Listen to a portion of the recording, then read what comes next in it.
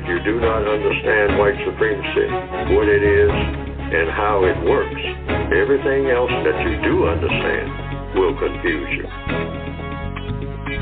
In all of these 9 areas of activity, economics, education, entertainment, labor, law, politics, religion, sex, and war, anywhere on the planet, minute by minute, day by day, all of the time, all of the time, all of the time. Well, good morning to everyone that is connected to the Counter-Racist Code Show with Mr. Neely Fuller Jr. I am your co-host, Mr. Bobby. Today being April the 4th, 2023. Good morning. Good morning to everybody. Let's see. Today's show we'll have Mr. Fuller speak about white supremacy, which is racism. As he said in the beginning of the program, as he does in every program, if you don't understand it, you have to pay close attention. And sometimes, or a lot of times, or most of the time, it takes a while for that to settle in. But when you get it, it's like taking rose-colored glasses off. You can now see. So this is how you can get in contact with the show. All you have to do is dial this number, which is 516-453-9921. When you do that, if you have a question, just push the number 1 button and you will get in line. And when you do, you may speak with Mr. Fuller. You can give a short comment, which he calls VGQ, or you can just ask your question, and I would ask that you make it short and sweet so that he can understand the question and answer it. Now, anybody that knows that Mr. Fuller uses many examples in trying to suggest to you solution or a solution to the problem, so you have to listen very, very closely because he takes his time, because the thing that we want to avoid is confusion, because we are looking for results, constructive results. You can also Gmail me at the numeral 7, Mr. Bobby, BOBBY, @gmail.com. It will go into a line, and when we get time, because as you know, callers come first, then it will be read at a certain time. And the last way that you can get in contact with the show, or not really contact, but you can join the chat room. All you have to do is go to blogtalkradio.com. You want to make sure that you click on shows, and when you do, you can click on the Produce Justice program, and then at I think it's the right side, the chat room box becomes available, and you can get in there and become part of the chat world. And occasionally I will read some of the chats that are in there. But please, ma'am, please, sir, do not use the chat room to ask me a question, to ask Mr. Fuller. It's not going to happen, Captain. It's not going to happen. So you have the 2 ways to do it, but I will occasionally read some of the chats. The discussion today is centered basically on the book that Mr. Fuller has written, which you can get by going to producejustice.com. I have all my copies right here beside me. The Independent Compensatory Code System Concept. You need this book, in my opinion, to help you get along with other books, but this is one of the main books that you need to help you navigate through this system that we are in. Okay, I think that is all. So let me... Oh, yes. If you are a first-time caller, thank you. If you are a first-time caller, you can call in and make sure that you tell the call screener your name. In fact, everybody give the call screener your name so that I can properly give you an introduction without butchering it, which I am trying to work on to get better at that. But give the call screener your name, and then the call screener will let me know that you are a new caller, and then we have a little thing set up where you will be heard. Okay? All right. Let me introduce to some and present to others on this April the 4th, 2023, Mr. Neely Fuller, Jr. Good morning, Mr. Fuller, and how are you today? Good morning. I'm still learning. Yes, sir, still learning. Okay. Oh, by the way, if anybody did not catch Mr. Fuller's interview on the Carl Nelson show, I didn't, but I was told that it was it's up on our website at producejustice.com. You can listen to that interview right there. So that is up, and I did catch it on the replay. So yeah, you may want to do that if you would like to do that. Okay, our segment here is what we call the thoughts and expressions from the mind of Neely Fuller, Jr. Mr. Fuller, on this day, what is on your mind? Well, kind of winding down, I guess. I guess that's what you would call it. The weather's getting warmer in this area where I am, sporadically. And so I'm trying to get a broader perspective of everything. And I don't know why that is, but I'm looking through old newspapers and magazines that I haven't gotten to. And some of them go way back, and I'm picking up clippings that I'm going to throw out from old newspapers that go back at least 3 decades, 4 decades, some of them. And one thing that I'm noticing is I'm getting a creepy feeling, which I've had many times before. It's like everything that's happening now was happening then. And many articles are very, very, very well done, written by black people and white people about race or racism and just about things in general, economics, education, entertainment, all the areas of activities. Excellent articles. And it's just like they were written last night. And they're what you might call, because they're newspapers and magazines, basically, throwaway stuff.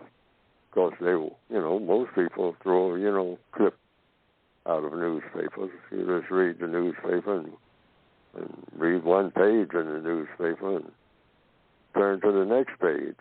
And when you finish the pages, that's done. You never get back to them. It goes in the trash. Why? Because you've read it.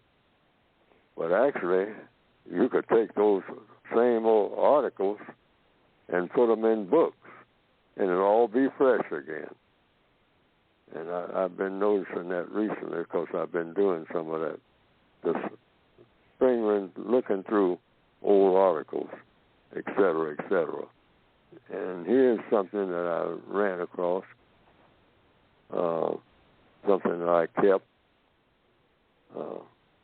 I made a note of it because I didn't have the original saying, but I think it's accurate. I copied it from memory. And that is a statement by Dr. Christopher Edley of Columbia University. And I hope I got it correct because I don't want to misquote anybody about anything. But I think the person's name was Dr. Christopher Edley, Columbia University. This is about 4 decades ago, roughly. And this is a quote about racism. And he said, and I hope I copied it correctly, racism isn't rocket science. It's harder than rocket science. Now, that was about 4 decades ago. And a lot of people have called in on this program and say, well, I'm supposed to be answering questions, which I am, about what I think about race and racism. And right now I'm thinking about what Dr. Christopher Edley said. And apparently it's something that I would agree with based on logic. And then I wrote something myself to talk about that in response to what Dr. Christopher Edley said. And I think I'm quoting him here again. I want to emphasize, I think I'm quoting him correctly because I lost the original quote. Racism isn't rocket science. It's harder than rocket science. Well, now, so that calls for some questions. Is it or is it not? Is racism and the study of racism and what to do about it, I guess, that's all implied, harder than rocket science? And I understand that rocket science is pretty difficult. If you're going to the moon and back, you got your work cut out for you if you're just the average person that gets up and goes to work every day. But now you have about 3 weeks to figure out how to get to the moon and back from scratch, because you're not even thinking about going to the moon and back. But suppose you had to, or you was made an offer that you couldn't refuse, because they say, now if you, this average person, they pick you out and say, can you learn within the next 6 months how to get to the moon and back and actually do it? Can you learn that? Can you do a real cram course? Just the average person, black or white, walking down the street. Now, do you consider yourself as being a smart person? And the average person will say, well, you know, I might not be the smartest person, but I think I'm pretty smart. So, okay, if you think you're smart, but you know enough to get to the moon and back, and you can learn how to do it from scratch, make the rocket ships and everything, do all the calculations in the next 6 months. And if you can have all the money in the world at your command. You'll never have to worry about money at all. You just go and get things and do everything you ever wanted to do. But you got 6 months to figure out how to get to the moon and back. Even if you don't go, you got to show us on paper how to do it without researching what somebody else has done. And I think the average person would say, no, I don't think I can do that. Okay? So that brings us to a question about racism. Who are the smartest people here, right this minute, in the known universe, who are smart enough and powerful enough to solve the race problem? I would say by whatever time frame they give it. And that's a question we all should be asking this spring, because everybody should be tired of it. I know I am. I'm tired of even thinking about it, not even think about talking about it or trying to solve it, but I can't give up. But on this program, a lot of people have called in and said, telling me that I shouldn't keep putting black people down as not being very smart and talking about how smart white people are. Well, I'll ask a logical question. Who are the smartest black people or white people who are smart enough to solve the race problem? Dr. Christopher Edley said, now you're talking about rocket science. This is not Neely Fuller. This is a Columbia University professor. Rocket science, that's what you're talking about when you're talking about the race problem. It's complicated. It's difficult. It's not easy. That's what's implied here. Rocket science. Now, I keep being told by some of the listeners that call in on this program about black people being the original people, being the smartest people. I should stop saying anything about any white supremacy or anything. Well, I'm saying anybody, white or non-white. I want to know their names. I want to know this, the names of the people who are smart enough and powerful enough to solve the race problem. And the question I direct to them is, why haven't they done so? And I'm also asking members of the listening audience on this program, if you know the names of these people, because I want to know their names. I want to know who is smart enough and powerful enough to solve the race problem. And my question to those persons, why haven't they done so? First to them, and then to this listening audience. Why haven't they solved it? Those smart people, the smartest people on the planet, because that's what it will take. If you're talking about rocket science, why haven't they done so? That's the question. And I'm going to put that question out there for people to answer for me, because I want to know, because I'm tired of talking about it, because I'm not smart enough to know how to solve it. I'm trying. I'm trying to come up with solutions, and back and forth. I'm not putting myself forward as anybody who is qualified to say that I know the solution to the race problem. I'm trying to find the solution. And I'm trying to get other people to help me. Just think about it correctly. And I'm trying to help people from my perspective, what I think, because it hasn't been done by anybody. That's the main thing. That's the bottom line. All the smart people on the planet, that's what I'm talking about.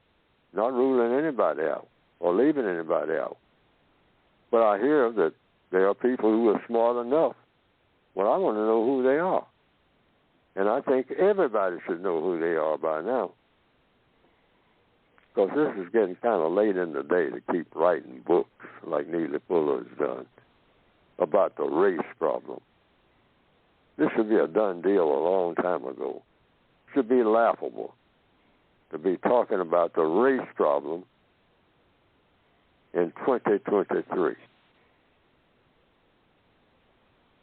That's what's on my mind. That is what is on your mind. Okay. You want some names of the smartest white people on the world. And black people, anybody out there. Now, there's people who are labeled, or somebody keeps telling me, black people, smartest people on the planet. Why haven't they solved the race problem? Yeah. Okay. Here we go then. Maybe we'll take a step on it now. I'm going to go off of this circle a little bit, and I'm going to do this on a call. That's not on my screen per se, but let's see if I can get him in here. Aaron, supposedly you're a teacher. You have a question from Mr. Fuller. Good morning. You're on.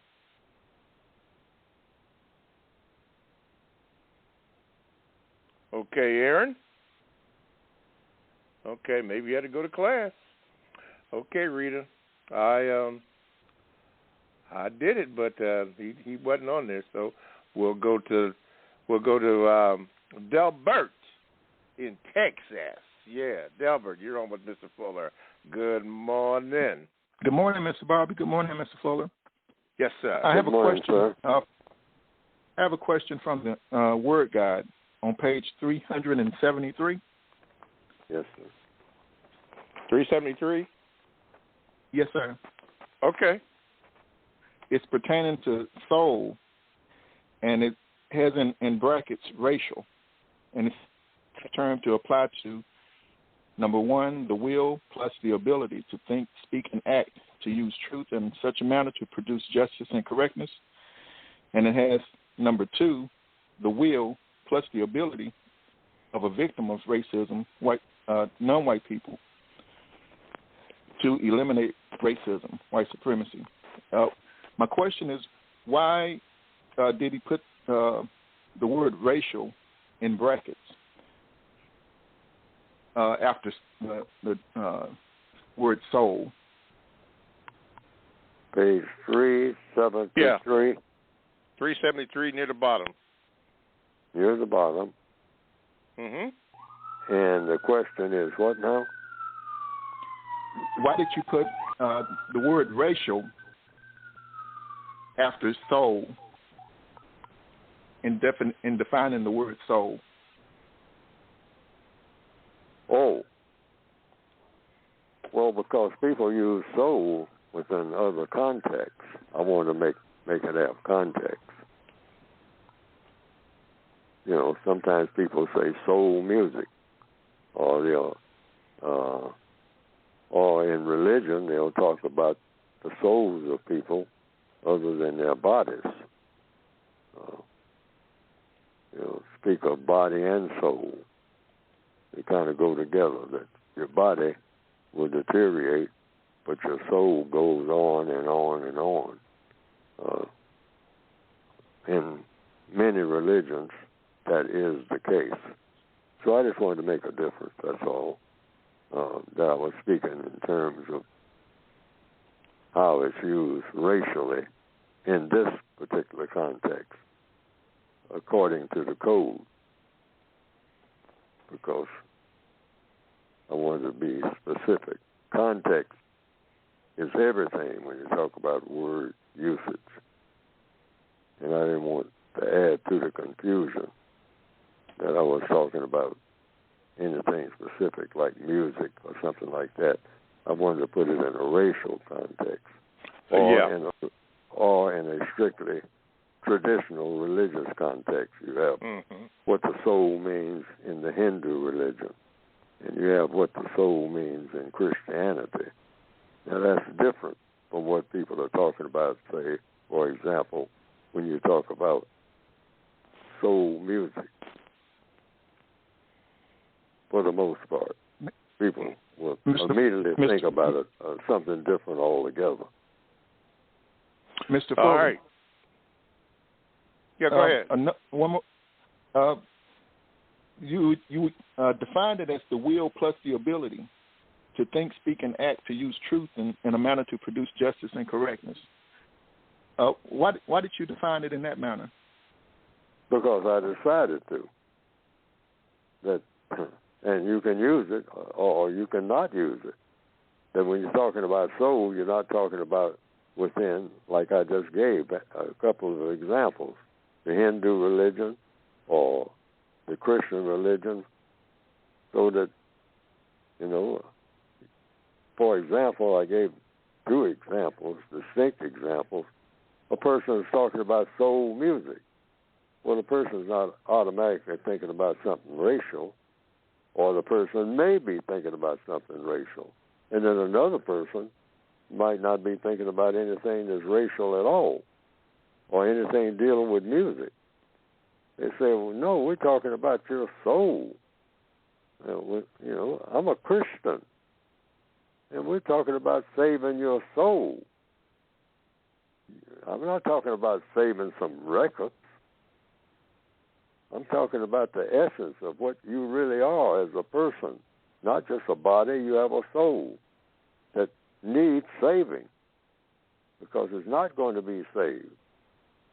A person might say that, and that won't be what you're talking about at all. So that's why I put it in parentheses, soul, racial, within that context.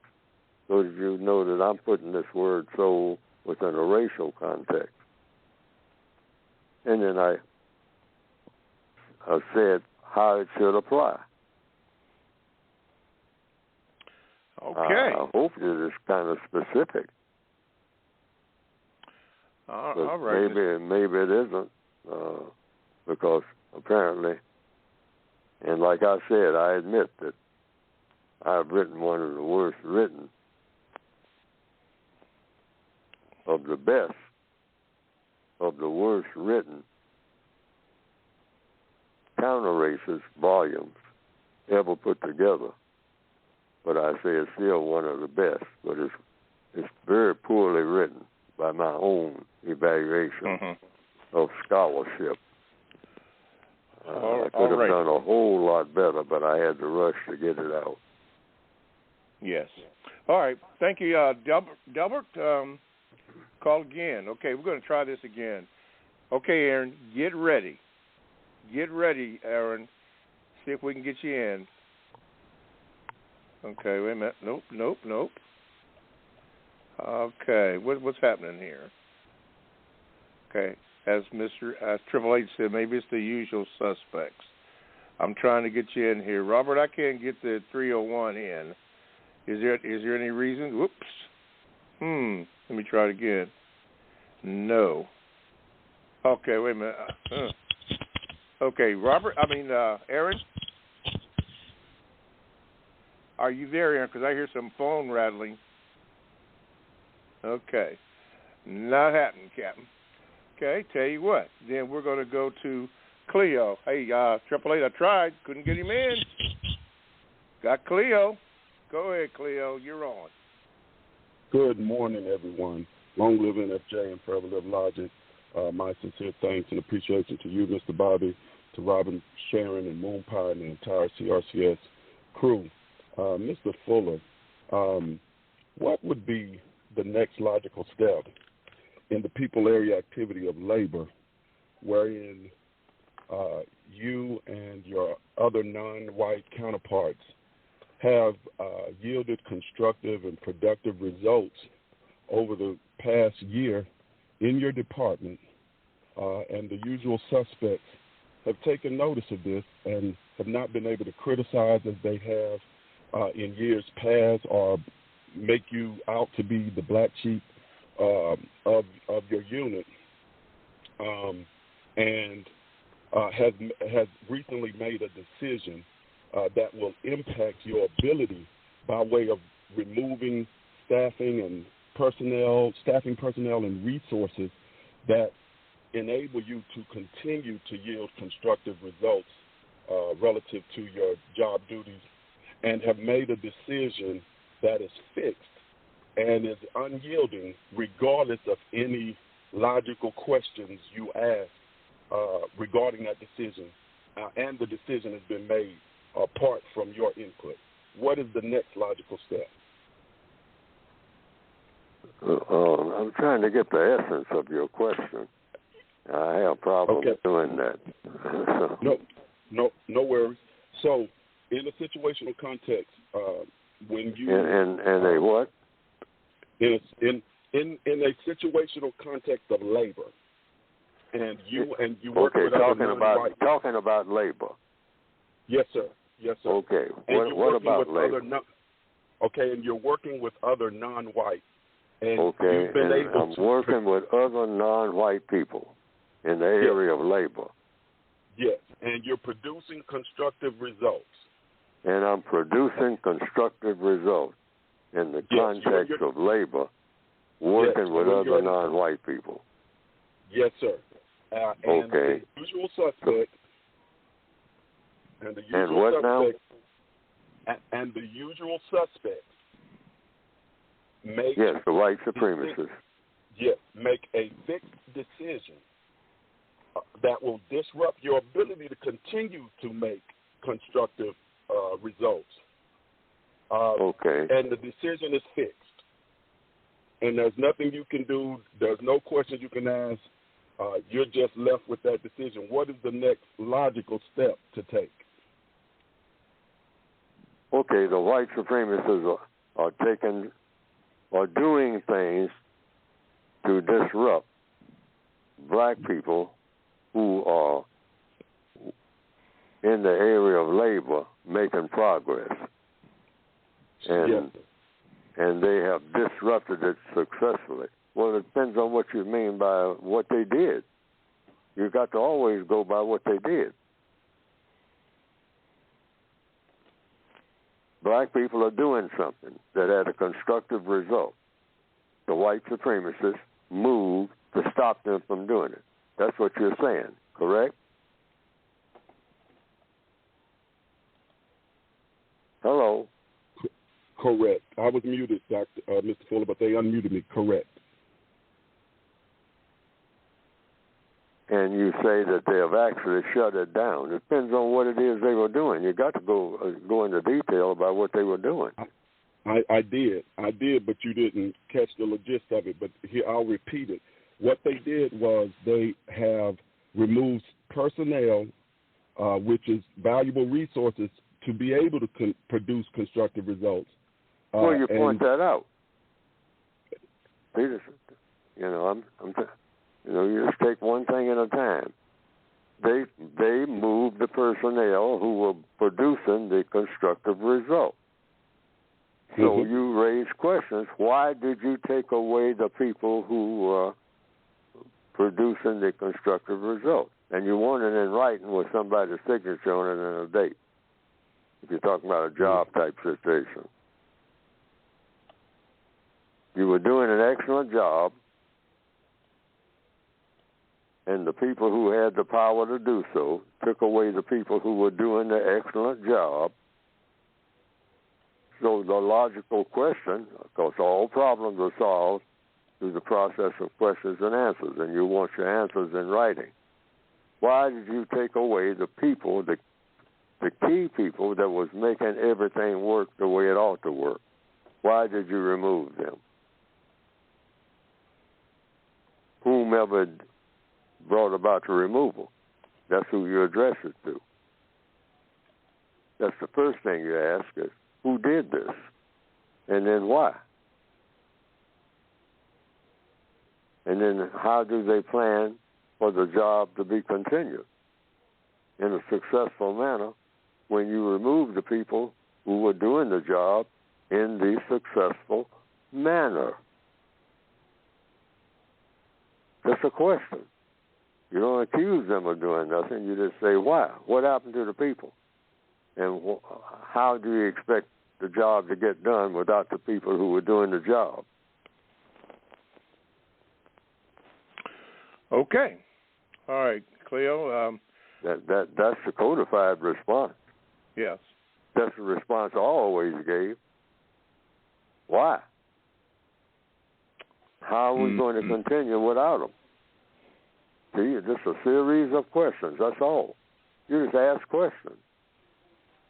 Anytime anything is not working the way it ought to work, ask the person who has the answers, or suppose they have the answers, or can get the answers. That's the logical process. All righty. All right, thanks, Cleo. We'll try to do better on that. I am way over for a break. Thank you for calling, sir. I am way over for a break. Listen, you are listening to the Counter Racist Code Show with Mr. Neely Fuller Jr. I am the co-host, Mr. Bobby. Now, to get in contact with the show, you know the numbers, but I'll give you the new number, or the number, and it is 516-453-9921. Be sure to press the number 1 button if you have a question. Now, when you do have a question, please, ma'am, please, sir, make it short. Please make it short, because when you start adding in or 2 or 3 questions, then it makes it difficult for Mr. Fuller to concentrate on what your main question is. So please, ma'am, please, sir, make it short. New caller, if you call that number, or how about this, when you call that number, make sure you give the call screener your name so that I can identify you, all right? Please. All right. Now, you can also Gmail me at the numeral 7, Mr. Bobby, B-O-B-B-Y, at gmail.com, and I will give you a symbol that I have received it, and at a certain date and time, which right now is undetermined, I will give you a notice that your Gmail is being read so that you could be happy that the whole world is going to hear what you have to say. Please, ma'am, please, sir, make that short.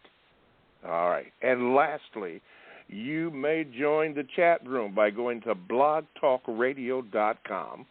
You want to click on programs, and when you do that, you get the you click on the Produce Justice Show. Do that, and then the chat room is available for you to enter in as the chat room is filling up. Oh, yeah, filling up. Don't forget to use chat room etiquette. No name calling. Hint, hint, hint, please. Okay, and then occasionally I will read some of the more interesting things that are going on in the chat room. You can do that.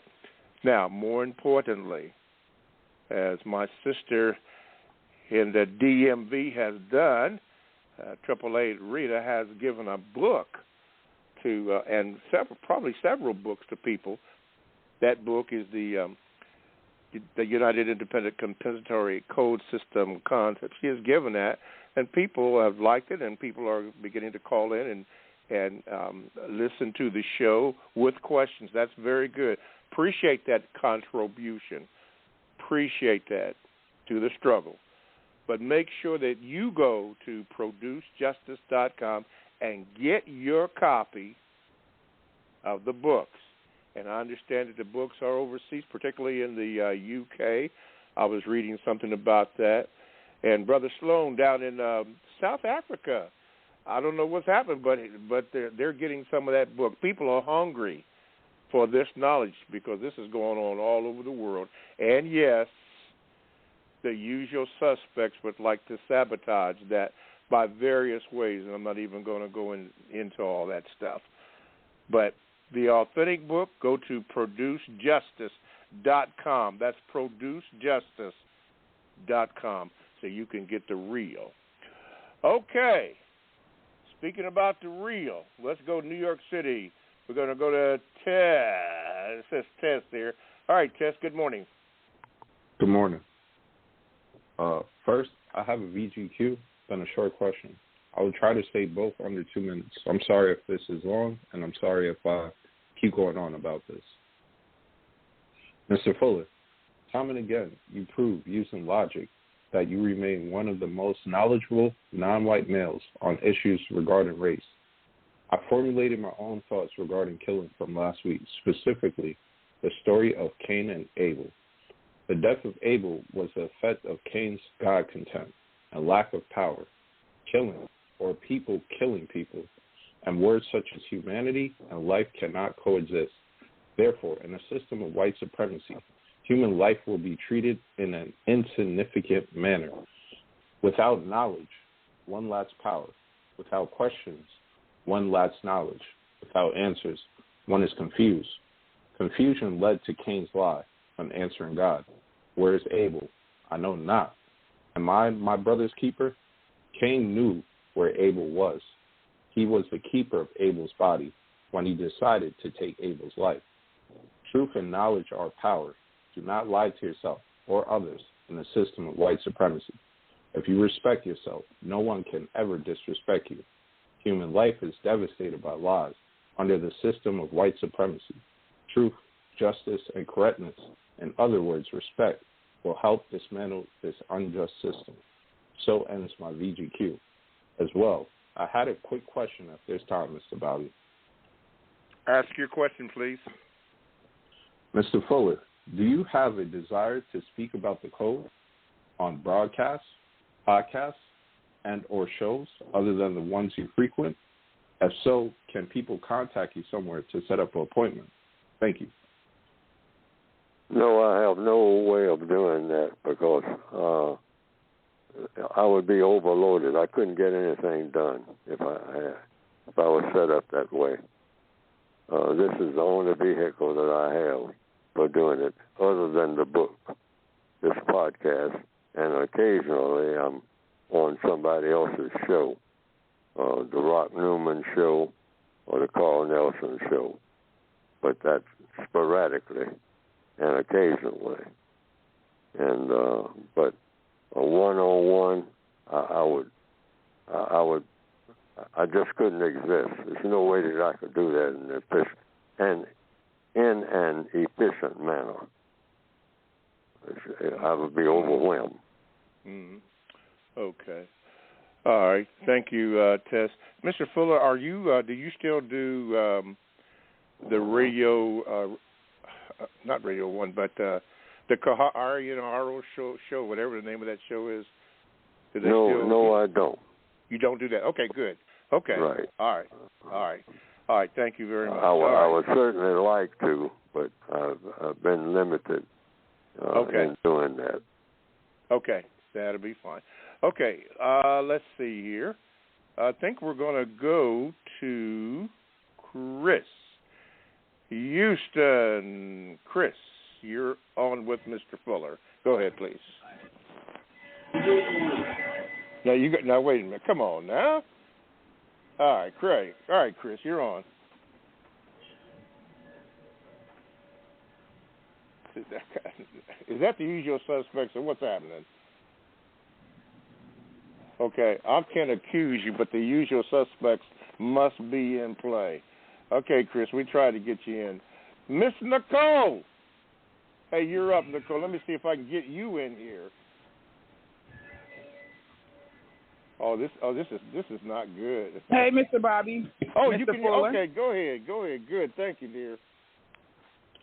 Okay, so to answer my question last week, a Pharaoh question, to break it down, the question of last week in layman terms is the action of logic, reason, and philosophy continues on even in death.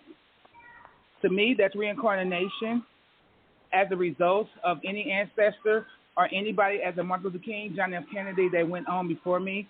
As Dick Gregory says, we have trillions of cells within our bodies, so we will hope that we are allowing us to be a vehicle for research and change. And with that, I yield. Okay. Hey, you're not on trials, Nicole. But I like it. Hey, listen. I'm on trial.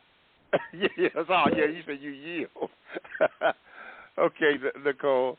Okay. Let's do this. I have a Gmail that mentions you, Nicole. So let me see if I can read that Gmail. It says this. It says, for Nicole's question, this comes from, well, it doesn't matter. Anyway, it says, Nicole's question, can cause and effect divorce you from in-depth the law of where we are at as humankind, up to the grouping of the cosmos or alien cosmos in harmony or sequence? The answer, he says, VGQ, to Nicole's question, no. Even if it looks random, all things are a pattern, including, quote, perceived chaos, end of quote. Nature does what nature does through cause and effect. Mennonite mitigate in the brain of Magnetite, in the brain allows people to sense the Earth's magnetic field just like birds. Racism, white supremacy can be seen as, quote, wheels within wheels, end of quote, in sequence with something in our cosmos. This comes from Sinewy. Okay, now I don't know exactly what that means, but this person took it upon himself to answer your question, Nicole. That's a little bit too deep for me. But anyway, they did that, Nicole. I don't know if that satisfies what you had to say, but I'm sorry. Question. I'm sorry. I said those are Pharaoh questions. I said to ask those questions as Dr. Wilsing taught us through the symbolicness of the pool table and stuff, of how the process of elimination and the white ball to the black ball. So to answer Mr. Neely Fuller when he said nobody is smart enough or strong enough, I think it's the strength.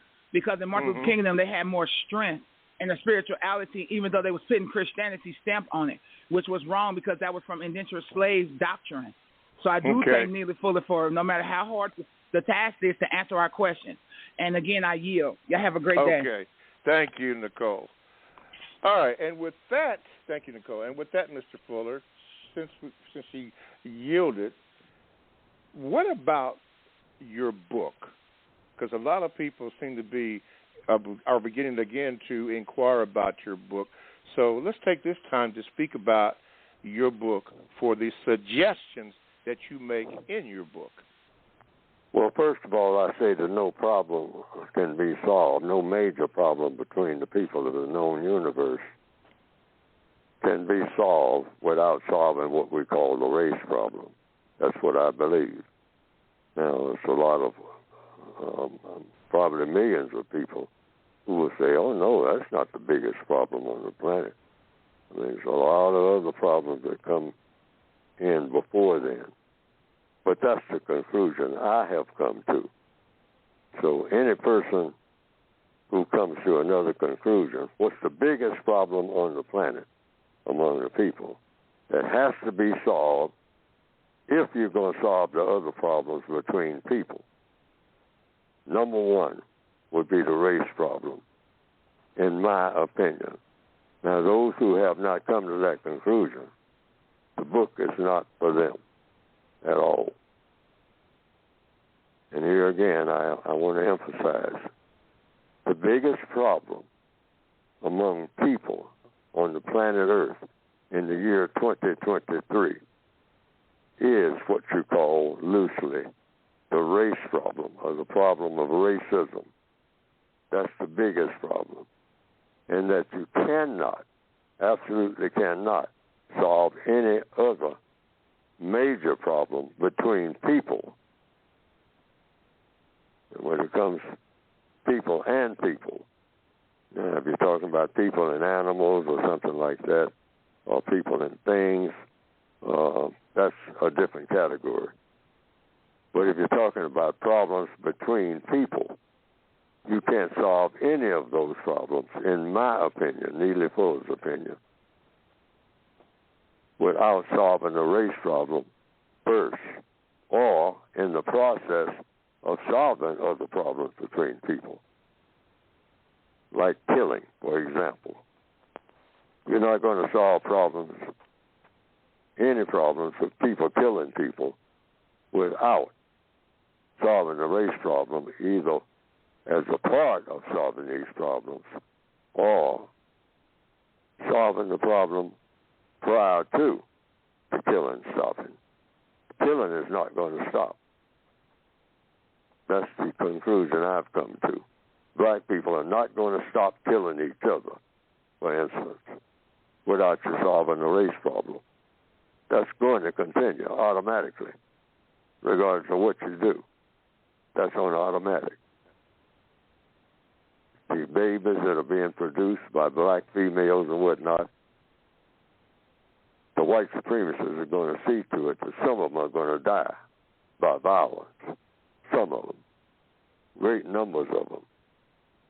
That's going to continue as long as you have the race problem that is caused by the white supremacists, directly or indirectly, and by other factors, but these other factors don't even matter if you don't do something like solve the race problem. That's the conclusion that I came to in writing the books. And the book is about solving the race problem and how an individual person can contribute to doing that by what that person thinks, says, and does on a daily basis. And that's what the book is supposed to be designed to do. The theory is if you solve the problems of each individual victim of white supremacy, you will collectively be solving the problem of white supremacy. Solve the problem of the individual person, the everyday problem, in each and every area of activity, economics, education, entertainment, labor, law, politics, religion, sex, and law. If you solve, for example, every black person's problem in each one of those areas of activity, you will have solved the problem of all black people, all non-white people, everywhere on the planet. Solve the individual's problem by using a code of thought, speech, and action. Get that individual person to follow that code. And if all of them do that, then collectively, problem is solved. And that's what the book is designed to do. Problem solving. Not just talking about the problem, but what the individual person can do, not just day by day, but minute by minute. Because you usually have a problem by the minute. Some type of problem, directly or indirectly. Mm-hmm. So you can go to producejustice.com, and that's how you can get the books that are supposed to help you as an individual victim of white supremacy do that. Okay. All right. Thank you, Mr. Fuller. Okay. From South Africa, we have Linglusi. He's asked this. Says, good morning, Mr. Fuller. I hope you're well this morning. I am also well. Mr. Fuller, what is the codified response when you find yourself being a victim of an ongoing armed robbery? Do you just give the criminals your possessions, or do you, quote, man up, end of quote, and defend your possessions with life and limb? This question is prompted by a recent judgment in Florida on the murder of the young rapper XXX Tentacion. Enjoy the rest of your day. Whatever the white supremacists allow you to do in the system of white supremacy. That's why I say this is going to continue, because the white supremacists haven't responded in any way that gets the best results. They're running everything. They decide what black people, whether or not you have the so-called right to defend yourself. All black people come under the jurisdiction of the prison master, the system of white supremacy being a prison. The prison masters, who are the white supremacists, racist man and racist woman, last time I checked, and with what this whole program is about, they decide the fate of black people worldwide. Black people don't make these decisions, either directly or indirectly, even when you have a black face, what the code calls showcasing. Mm-hmm. You go to court, there's a black judge, everybody in the court. There might not be a white face in there, but in a system of white supremacy, the white hand is there. And I'm not talking about all white people, but I'm saying the white people that believe in white supremacy are controlling everything that's going on in that court. Even among people who never see a white person, period. That's what white supremacy means. Mm-hmm. Their laws, either directly or indirectly, decide what black people are going to do in every area of activity, 24/7. In economics, that's one of the main ones, how black people are going to use their time and energy. That's decided by the white supremacists worldwide. Education. When people start talking about getting what you call an education, really what they're saying, if you question them long enough, they're saying, I'm talking about white people. If you're black, you want an education, you better be talking to somebody white, either directly or indirectly. And when you put it to a test, that's what you'll find. That's what we mean by I'm not educated until I talk to somebody who's white, or somebody who's talked to somebody who's talked to somebody who's talked to somebody who's white. But the end of that line is going to be somebody white, nobody black. If you're talking about being serious about being educated. You want to know about cell phones, you better be talking to somebody white. When I say talking about them, I'm talking about from scratch. Like coming up with everything that deals with cell phones, not just some things. Well, black people know how to use cell phones. And that brings to mind something that I was intending to mention on air. There's a tribe that I read about in the Amazon forest in what we call South America. And a white man went to visit this tribe. Very primitive people, very backward they were called. And in the conversation he was having with an interpreter, someone who knew that tribe, the two people he was talking to who were members of the tribe, they could interpret the language. So this white man was showing them a ballpoint pen and what it's for and how you do things with it. But the people who were members of the tribe looked puzzled. So he was bragging about this pen. He's showing primitive people that you don't make anything like this. But what they were puzzled about is how proud he was to have it. But what they were puzzled about in depth was, but you didn't make it.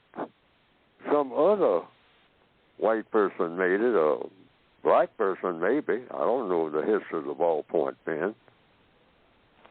But they were puzzled about one thing. Why would you brag about something that you didn't make? And that's a lesson for everybody, in my opinion. Okay. You know, having something that somebody else made, like a lot of black people do, what are you taking pride for in having it? And you didn't make it. That's a big lesson there that came from a primitive mind. They said the only thing we take pride in our primitive living in the forest for thousands of years is something that we did, like made this canoe. I made this canoe with my own hands. That's the only thing I'm proud of. I'm not proud of having something that you bring me, like a ballpoint pen. Why? Because I didn't make it. If we show pride in our tribal way, our tribe, our code is we only have pride in things that we make. Okay. We don't have pride in having a T-shirt that you bring me. We don't take pride in that. Well, we're going to have to leave it there because the first hour is rapidly coming to an end. So we thank you, Mr. Fuller. We thank you, those that had called in and have to depart the program. We hope that you come back next week, and hopefully these gremlins or usual suspects can be put to a mild where they don't bother us and we can get some things through. So thanks for listening. We made a lot of mistakes, but we apologize and try to do better. For those who will stay with us, we have one more hour of the Counter-Racist Code Show with Mr. Neely Fuller, which will convene in a few minutes or rather a few seconds. So again, thank you for listening, and we'll see you in about 10 seconds.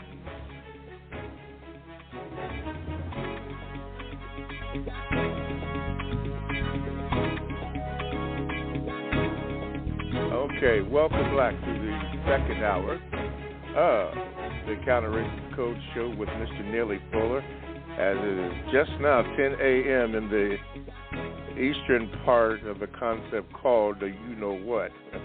That's where we're at. So we thank you. You are listening to the Interracial Code Show with Mr. Neely Fuller, Jr. I am your co-host, Mr. Bobby. Now, we would like for you to be a participant in today's show. So you know the numbers, 516-453-9921. Make sure you press the number 1 button. That's Corey and Christopher, and L.A.'s in the house with SWA, so thank you. You do that, and if you are a first-time caller, don't forget to tell somebody to call in. We have something very special for you when you do call in. Give the call screener your name and tell the call screener that you are a first-time caller, and we'll get you on so that you can be heard. We do ask ma'am and we do ask sir, and people have been violating this, and I ask it again. Please be brief. Please, please, please. Just be brief so that Mr. Fuller can answer your question without getting confused. When you ask multiple questions, it just kind of distorts what maybe you really want to say. And some of the listeners have called in or have written me about that also. So please be mindful of that, okay? I'm asking. You can also Gmail me at the numeral 7, Mr. Bobby, BOBBY, @gmail.com. And I'm going to tell you right now, my Gmail box is flooded with a lot of Gmails. So whenever it gets read, when we have time, I'll do that. So, and I'll let you know about that. And then you can also go to the chat room by going to blogtalkradio.com, and you want to click on the programs. And when you do, then you want to click on where it says the Produce Justice Show, and at the very end of it, there's a place, a box where you can go into the chat room. And please, ma'am, please, sir, do that. Go into the chat room, and there's some interesting chats that are in there, and occasionally I will select something that's being hot buttoned, so we'll do that. Okay, make sure you use chat room etiquette. And one more thing, make sure that you get a copy of the book. You know what book I'm talking about, the United Independent Compensatory Code System Concept. Please, ma'am, please, sir, make sure you get a copy of that, because that bad boy is moving. A lot of people got it. I was told this morning that we have all the books in, so there is no problem in getting your copy of the books. All righty. Speaking about the chat room, Mr. Fuller, this was a question that was asked in the chat room. The question was, and I believe Justice Warrior did ask the question, said, Mr. Fuller, what are your thoughts on this, the 55th anniversary of the assassination of Martin Luther King, Jr.? Remember why he was assassinated, and think about how you can codify what you can do about things that happen like that and the reasons they happen. Like eliminating all of the type of thoughts that go into people wanting to assassinate people, period, about anything. And you remember Martin Luther King, what was he trying to do? Trying to get rid of racism. Trying to help people who needed help the most. Trying to produce a product called justice, which is what everybody on the planet should be doing with their time and energy according to logic, constructive logic, that is. In fact, everything that Martin Luther King said that he was trying to do, and many, many, many, many thousands of people, many of them dead now, who spent all of their days, or most of their days, trying to do the same thing that Dr. Martin Luther King was trying to do. Not so much as a celebration, but I always say black people, according to the code, shouldn't be celebrating anything. We should be educating, not celebration, not celebrate, but educate. It's two different things. When we celebrate, for one thing, we usually just do a lot of joyous type scenarios. It's not a subject for joy, racism. Not at all. Shouldn't find 1 ounce of joy in it. It's a horrible, horrible thing. There's no grinning in it. There's no laughter.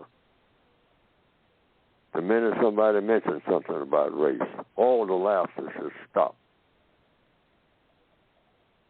This is deadly serious. This is people dying every minute, every second. People dying.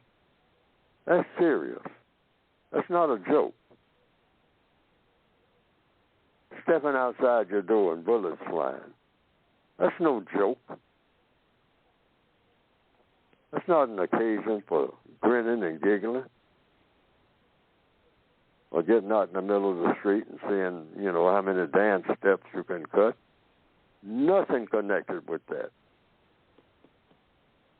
according to the code. It's the most serious business that a person can be in. Deadly serious, battlefield serious.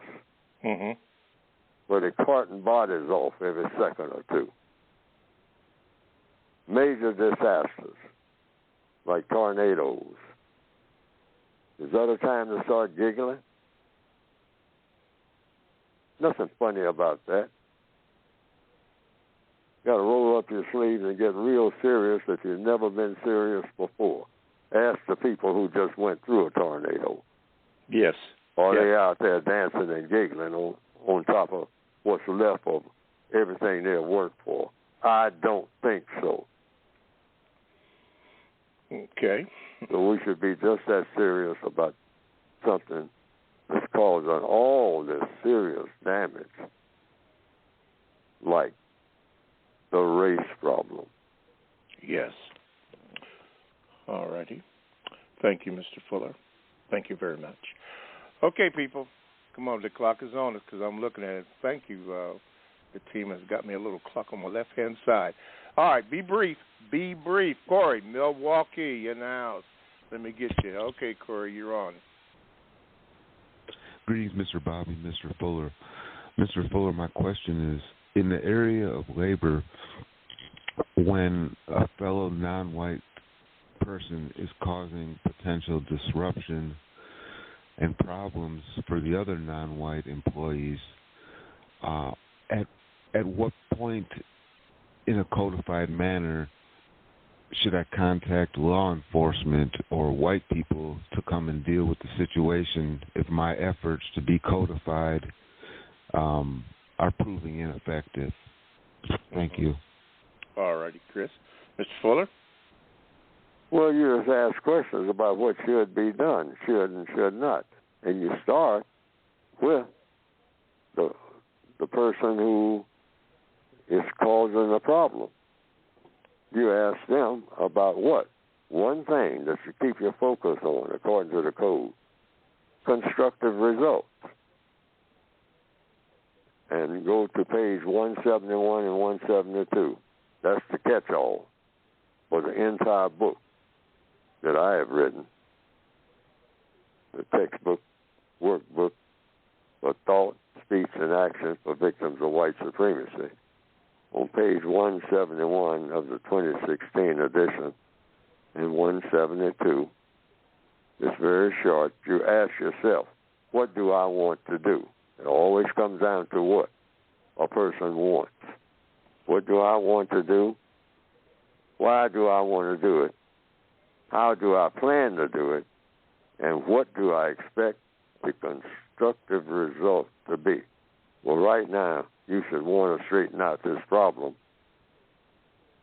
with a black person on a job situation. So you go and ask that person questions, because all problems, according to the code, are solved through the process of questions and answers. So you ask that person, and everything that comes up, every detail, if it's required to do so, to get things done the way it ought to be done. Those 4 questions, you ask that person. You know what you want to do. Now you want to find out what that person wants you to do, if that's a person who makes decisions about what you are supposed to do or not supposed to do. So you say, what do you want me to do, sir? Always be polite and be courteous, regardless of how they act. What do you want me to do? Why do you want me to do it? How do you plan for me to do it? And what do you expect the constructive result to be after I do it? And don't interfere with the answers that you get. Just ask all 4 of those questions, 4 questions. They will always, the answers will take everybody where they need to go.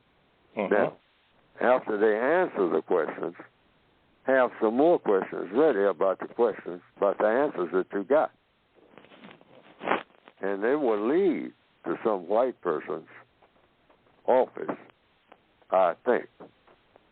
And will automatically go there. Because you'll ask them, you know, are you making the final decision? Yes, sir. See what I mean? That's another thing you ask. Say, well, if you're not making the final decisions, who makes the final decisions? And you Correct. get the name of some white person, because that will be when it really gets serious. Up until then, it's just a lot of conflicts and confusion when black people go at each other, you might say. They use a slang expression on a job. The confusion just gets worse and worse, and nothing gets done except a lot of animosity and hard feelings, quote, unquote, all like that. But when somebody white speaks, usually if there's nothing but black people arguing among themselves, the white person speaks. Usually everything starts going in a different direction. Or it keeps going in the same direction. Why? Because the white person made that decision. Somewhere along the line, a white person is going to make a decision if you're black and you own this planet. And you keep asking questions. Some white person is going to answer and say, because I've experienced that. And they kept showing me black faces, black faces, black faces. In the back of my mind, I followed the code. I say, I haven't talked to nobody white yet. So I'm going to keep asking questions until I talk to somebody white, because I know that when I talk to somebody white, everybody's going to sit up and listen. All these black people, I don't care what kind of title they got. Okay. That's code. When that ain't code, then what I've written goes for naught. All righty. All right, Corey, Milwaukee, thank you so much. Let's go to B. Moore with my man. Glad he's back. Brother Muko. Brother Muko. Get ready, Brother Muko. Brother with the care unit. Yeah. All right, Brother Muko. We got you on here, man. Wait a minute. There we go. All right, Brother Muko. What's going on, family? I like how you doing, Mr. Fuller, Mr. Bobby? Yes, sir. I'm still learning. My question for Mr. Absolutely. Thank you, Mr. Fuller. My question for you, Mr. Fuller, can you explain for my care unit in Baltimore, especially in California, the importance of race classification to eliminate confusion, and the aspect of eliminating confusion? Can you explain to my care unit the importance of being honest about race classification? Well, the only classifications I have come up with after looking at the 21 that started out, the last census that I saw, and I don't have the details on the last one, but the last one that I saw was a few years ago. And it had, if I have it correct, it was 21 classifications. Now, in 1860, in the Northwestern Hemisphere, there were 3. And they were white, white, black, and mulatto. That was in 1860. Here in the year 2023, I'm not exactly sure. I think a couple of more have been added in the last 10 or 20 years. But the last one I saw was maybe about 10 years ago. And that was, it had 21 classifications, including something called other. Now, that's a racial classification. Now, I don't know what an other looks like, but that's me. But the code book says white, non-white, white supremacists. But you have to be white in order to be eligible to be a white supremacist. But white supremacist is the category, according to the code, what I have written, because that's what we're dealing with. That's what all the racial classifications are really all about. I don't care how you mix and matches or shake them up and pull them. This thing about 22, 23 classifications of race makes no sense at all. Pacific Islander. What does a Pacific Islander look like? We're talking about color here. Race has to apply to color only. It doesn't apply to whether or not you're talking about people that use toothbrushes or not. We're not talking about all these different categories of race. Race and racism is about color, what color people are. And the color classifications are white, non-white, you're either white or you're not. According to whom? The white supremacists, because they're the ones who invented all this mess called racism and race. Classification by race. The white supremacists are the usual suspects. Yes.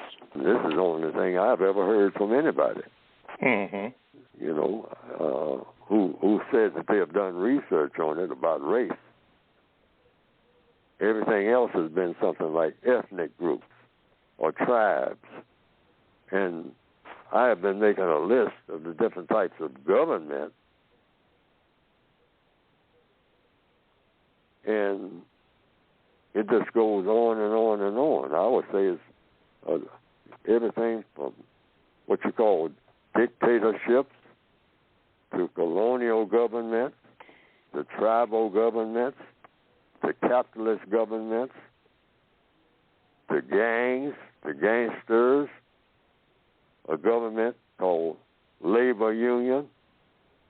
I mean, there are dozens and dozens and dozens and dozens and dozens. If you're talking about categories of government, but if you're talking about race, you're talking about color. You're not talking about all this other stuff.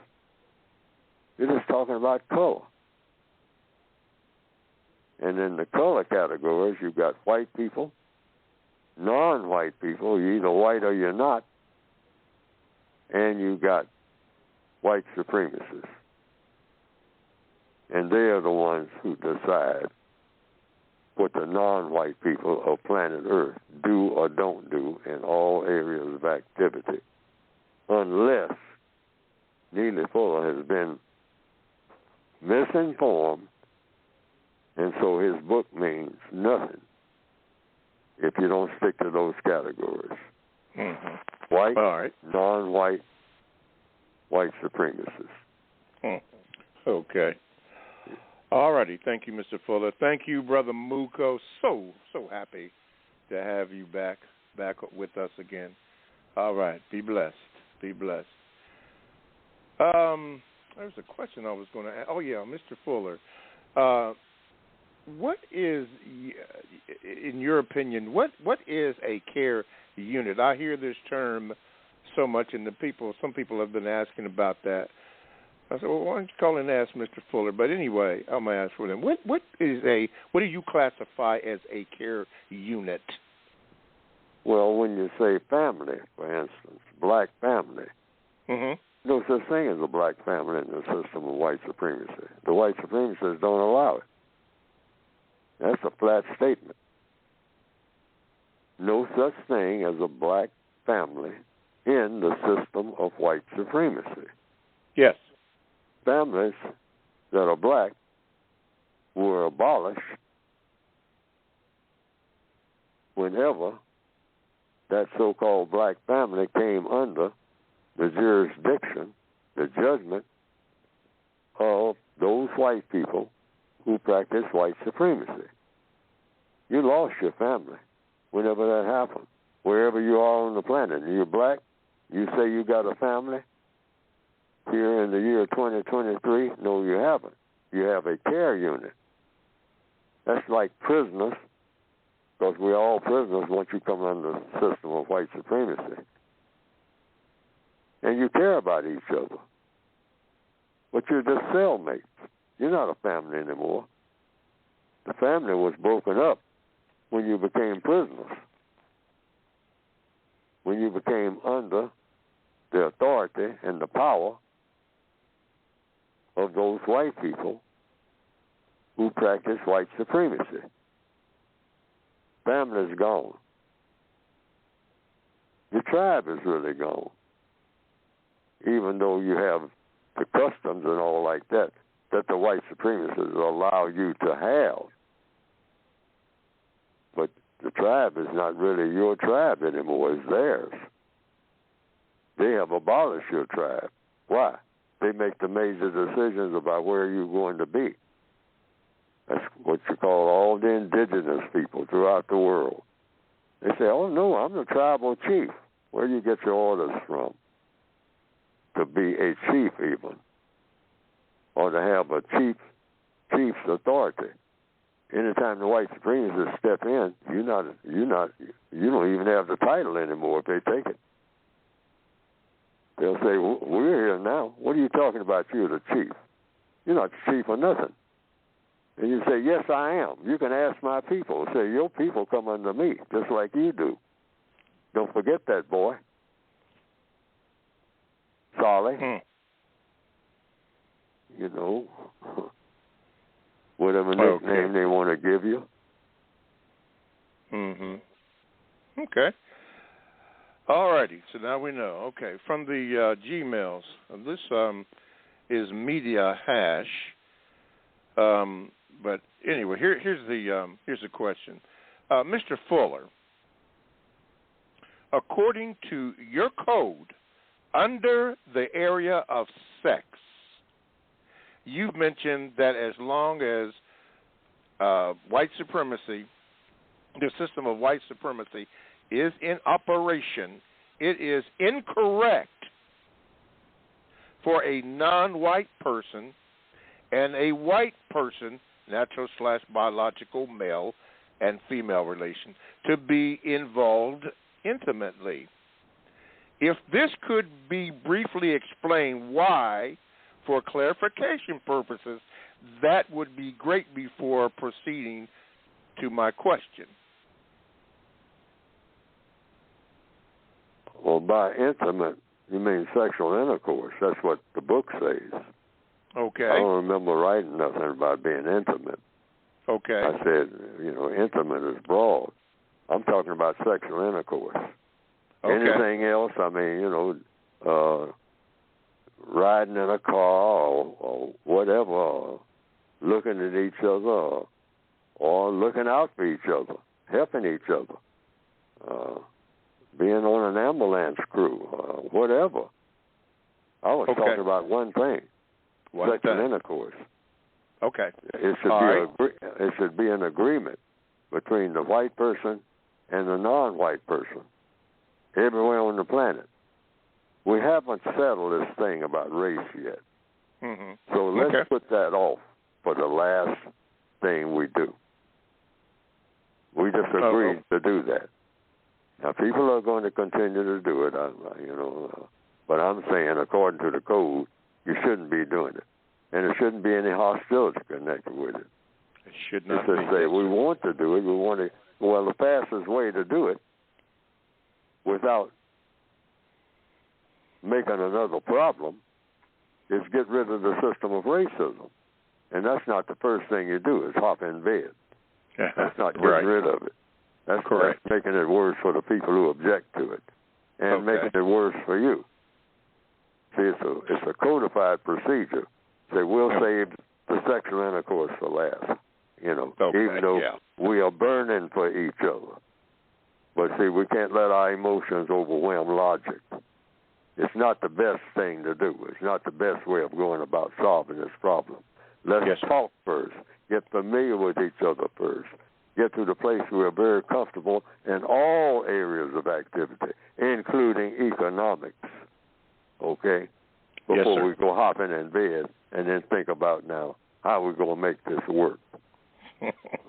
Okay. Here's the first question that he has, and I'm going to break this up. Here's the first question. Mr. Fuller, what is the codified response to a male and female mixed couple, non-white person together with a white person, who have actually been involved intimately for many years, decades, and have produced multiple offspring, of which some are also dependent upon their biological mixed-race parents for constructive results? Yes. You do the best you can with a bad situation. That's putting it in slang terms. Yes, sir. Just like all black people do in all other areas of activity. The situation is bad. But that applies to all black people. So you just apply that one too. It's a done deal. Okay. So you make the best of it. Go through all the trials and tribulations. Try to answer all the questions. Put up with the stares and all like that. And the whispers. And nobody is supposed to do anybody any harm, because nobody's supposed to do anybody any harm if you're going to have a world of justice anyway. Yes, sir. Okay. I mean, we all have, in this day and time, I know it is true in my situation. I have people very, very, what you might call close to me, kinship, that are in these type of arrangements, which is what they are. They're just arrangements because the white supremacists allowed them, but the white supremacists also have them under strict control. And it's really not their fault. They were just trying to do what Martin Luther King was saying we all should be doing. You get together, white with little white boys and little black boys and white girls, or whomever, getting along in harmony. Nothing incorrect about that, but in the system of white supremacy, it's all poison, just like everything that white people and black people do in the system of white supremacy. It's loaded with poison. Not just the area of sex. Everything, economics, education. We can't even get the education thing straight. After all Supreme Court decisions and all like that, we're still arguing about what's going to be taught. CRT or what? All it is, banning books. Right here in 2023. All about race. That's the root of it. See, so when you start talking about sex, anything in sex, oh my goodness, everything about sex is just loaded with poison in 2023. And when you add the racial factor in that, boy, it's a total mess. I mean, total. Everything. Yeah. Yes, sir. So you just do the best you can in a terrible situation that shouldn't exist at all, like racism should have never existed. It messed up everything. All righty. Let's see. We'll do this before we go to break. Okay. The second question in that is this.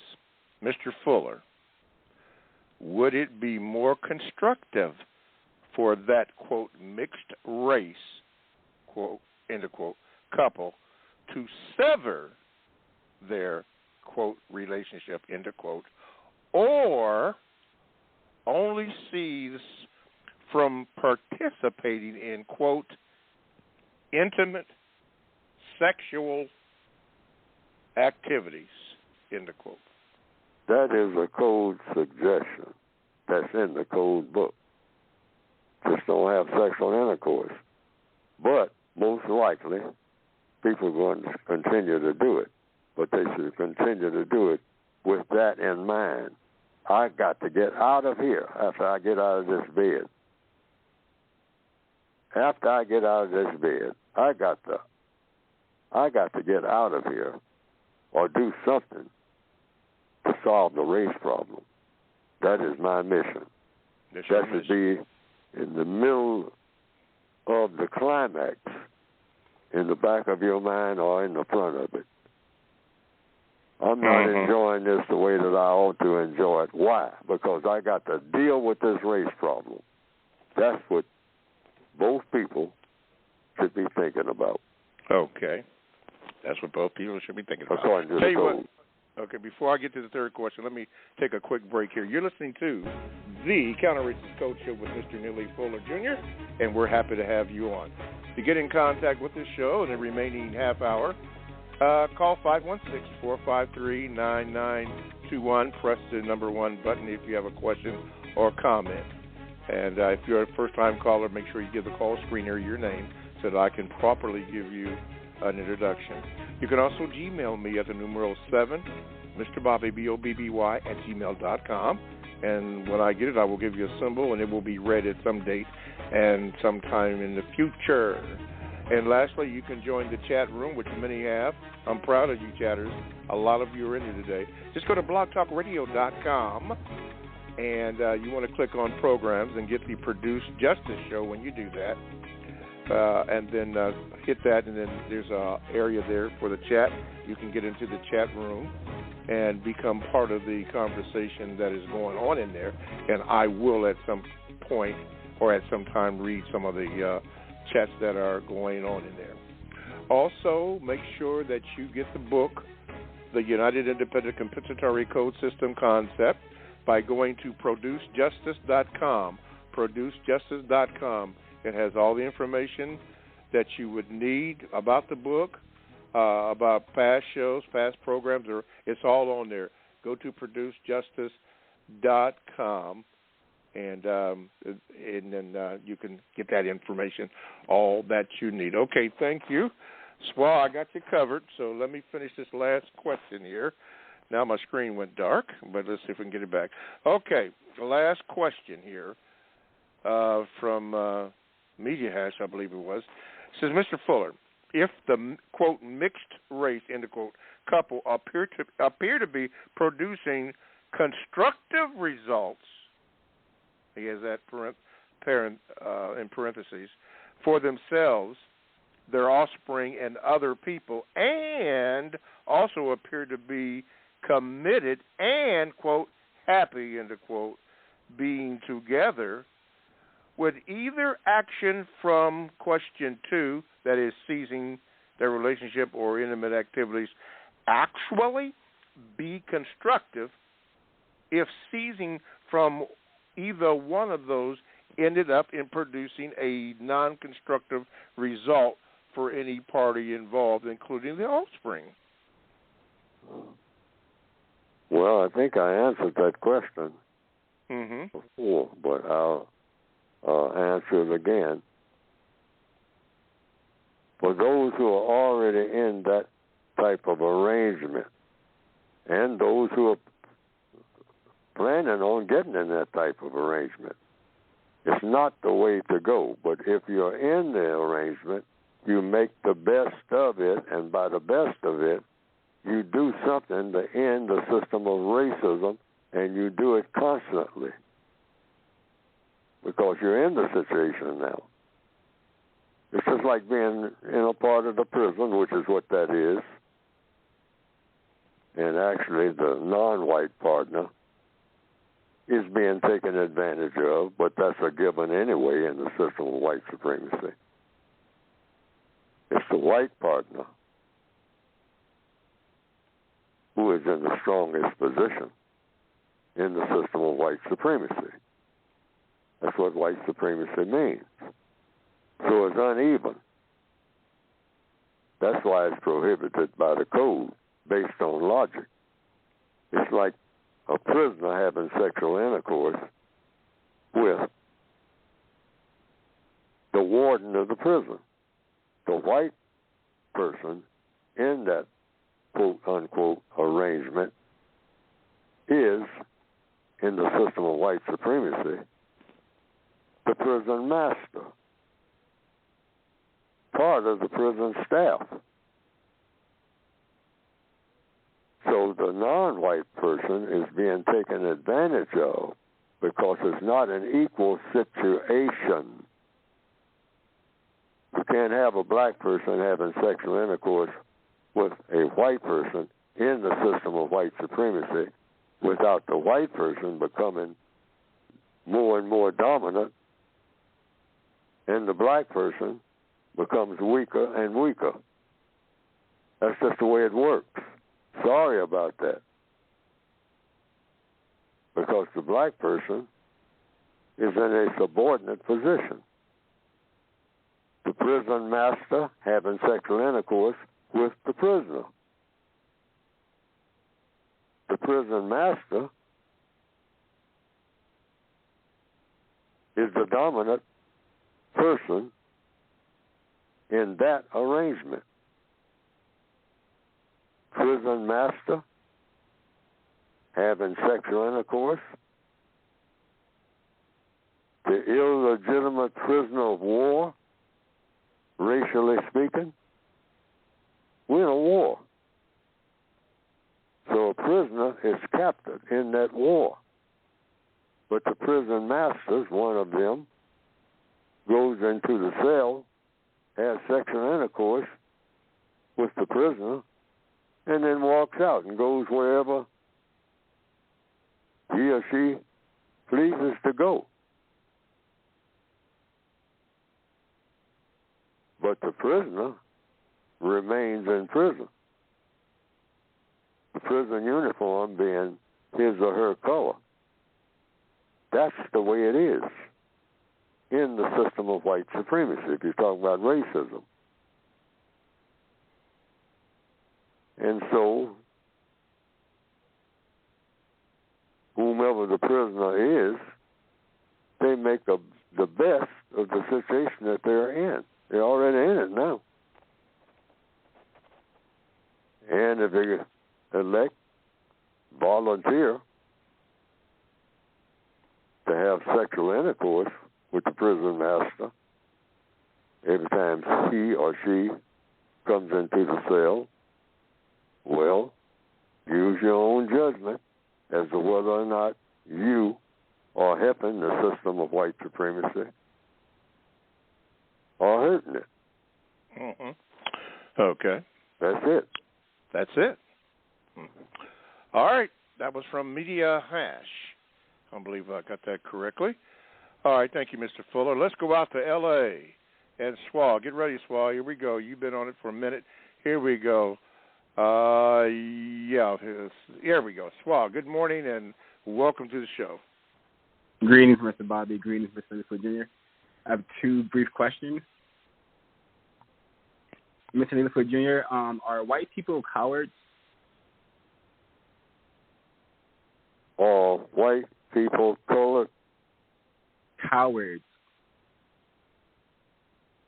I didn't understand the last word. He said, are white people cowards? Well, not when it comes to black people. I guess they're afraid of something. White people cowards? That's a broad question. Under what circumstances? Okay, the next question. I think all people could be, depending on what you mean by coward. Do white people fear something? Well, it depends on the circumstances and what white person you're talking about. What is a coward? That's the first thing you want to get. I asked myself, Neely Fuller Jr., am I a coward? I've asked myself that. And sometimes I say, yeah, on some circumstances, I could say that. I have been. I've proven to be that. Weak, unable to handle the situation, scared of what's going to happen. I've been in, from time to time. And then there are other times when I haven't been. But do I have fear to the extent that, I don't know what to do? I'm that most of the time because I'm in the system of white supremacy. I fear the system of white supremacy. They put fear in me.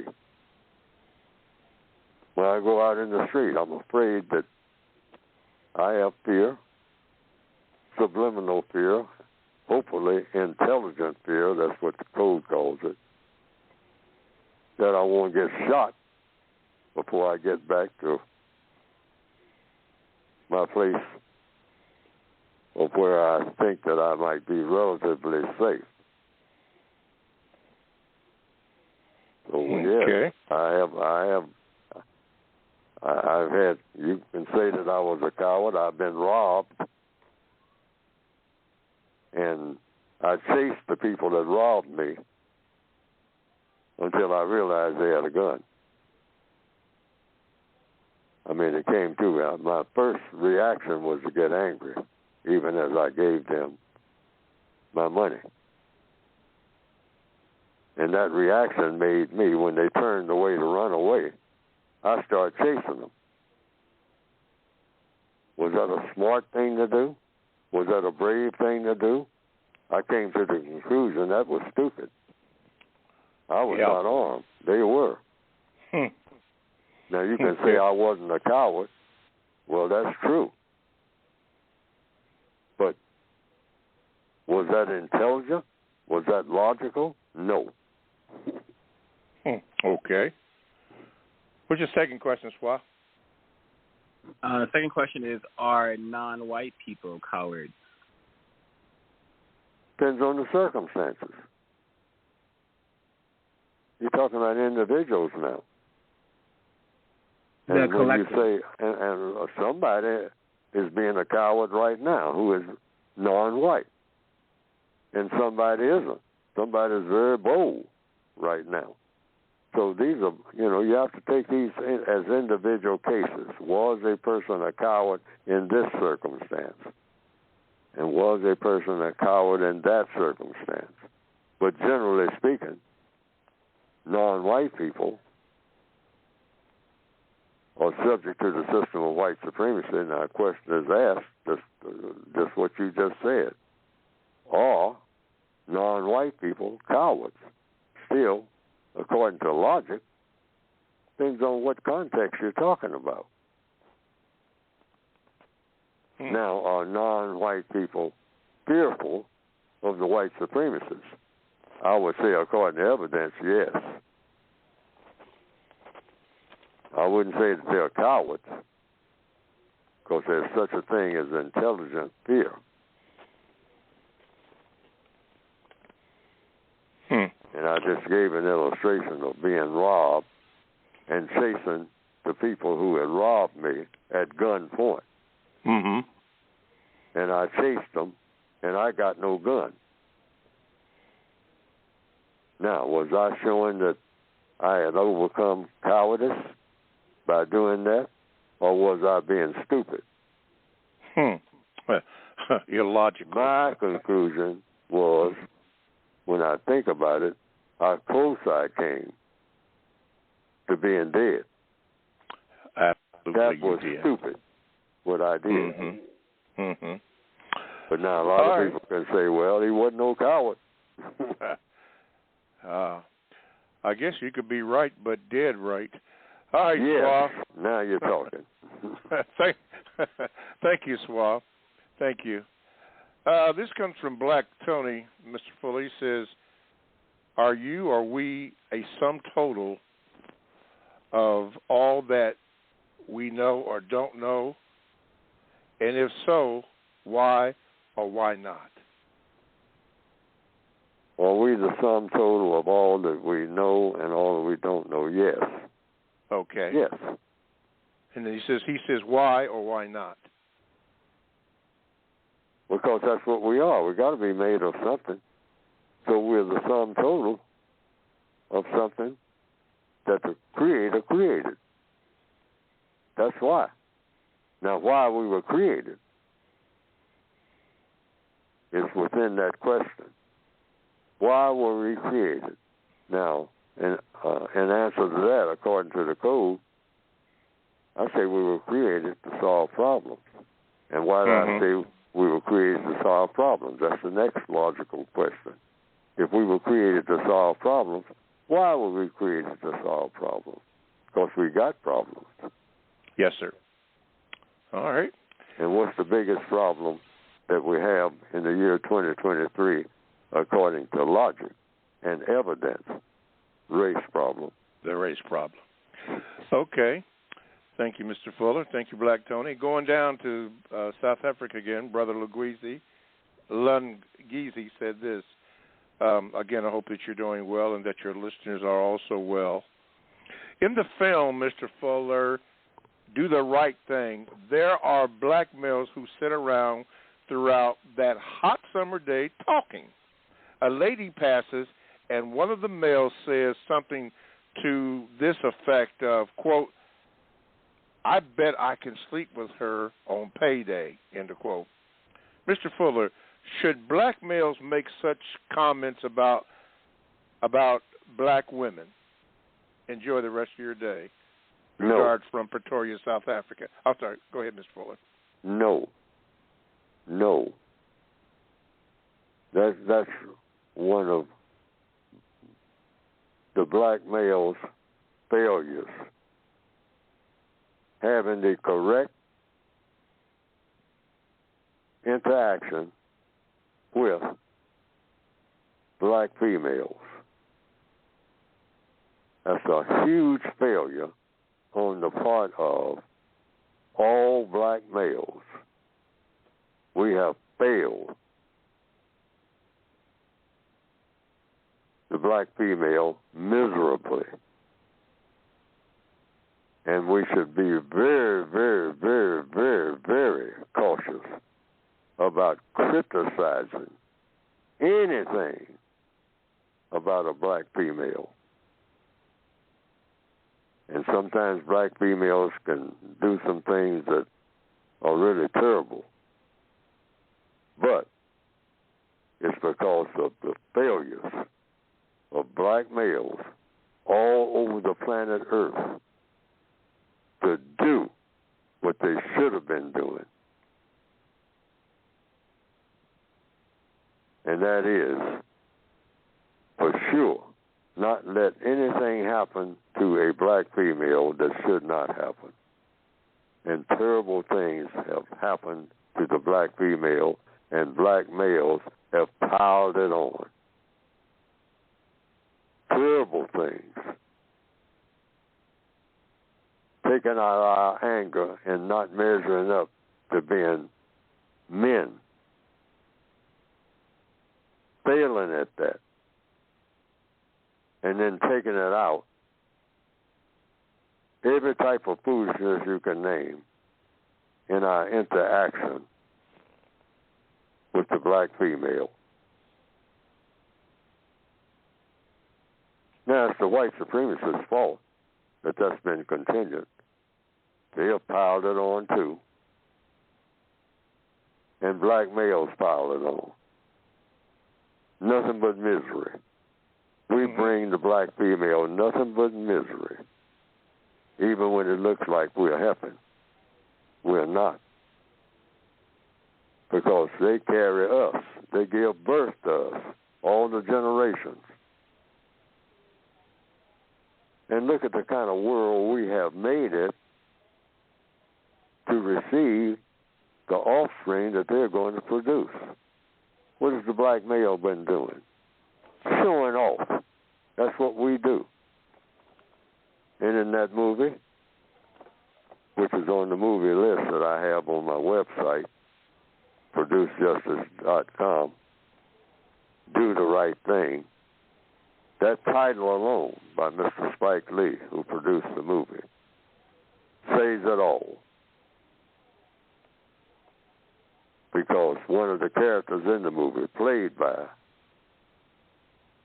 the producer and the director, the owner of the movie, Mr. Spike Lee, he played the part of a character that asked someone, another black male, about what to do about a situation.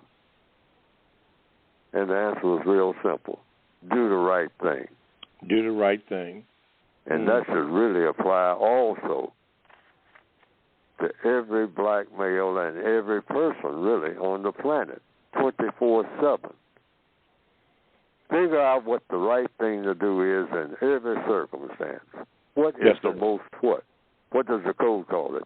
Constructive result. Constructive do result. The thing that's going to produce the most constructive result. Not just a constructive result, but the best that can ever be done in that particular situation.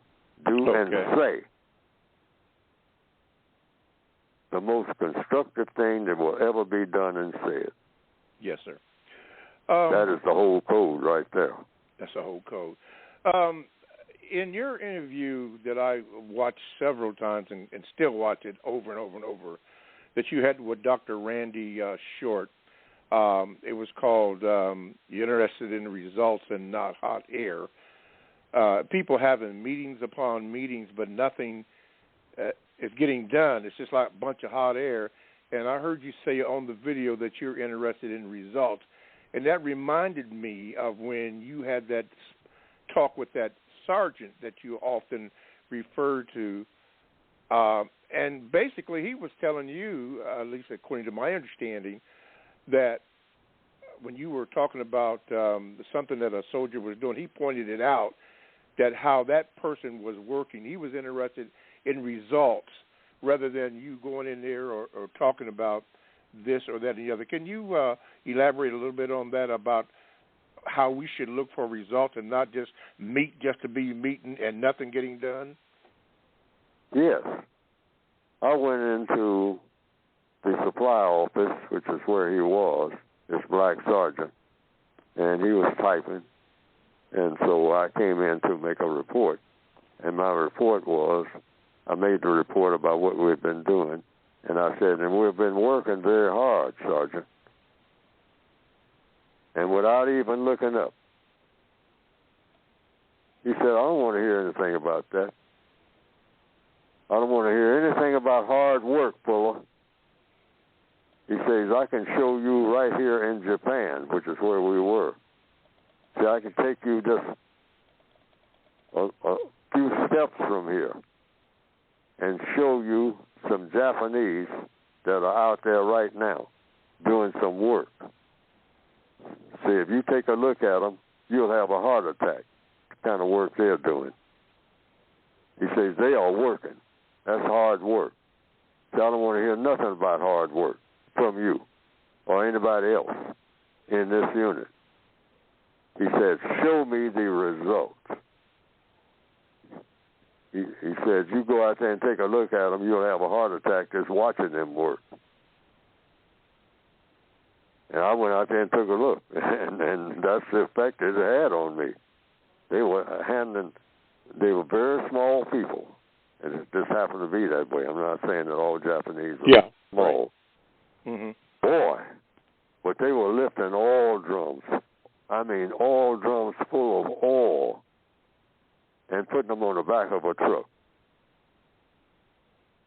And like I said, there's no way that I could lift one of them things in the shape that I was in now. Then, rather, very young, and thought I was relatively strong.